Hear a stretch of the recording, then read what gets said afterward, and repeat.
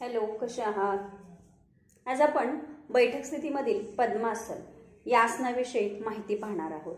पद्मासन हे बैठक स्थितीमधील एक आसन आहे. पद्म म्हणजे कमळ, म्हणजे काहीशी कमळासारखी स्थिती या आसनामध्ये आपल्या शरीराची होते किंवा पोश्चर तसं होतं, म्हणून याला पद्मासन असं म्हटलेलं आहे.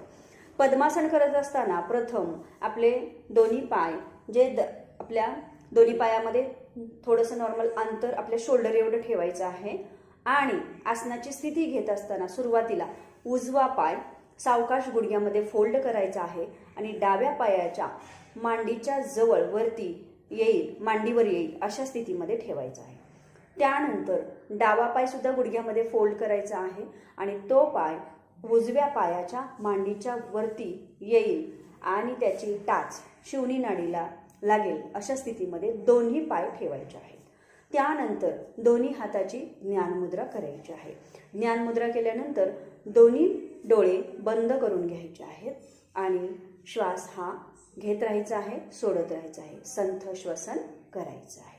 संथ श्वसन करत असताना आपल्या क्षमतेनुसार आपण याच्यामध्ये थांबू शकतो. सुरुवातीला आपण हे तसं तर एक ध्यानात्मक आसन असल्यामुळं आपण या आसनामध्ये आपल्या क्षमतेनुसार कितीही वेळ थांबू शकतो. आता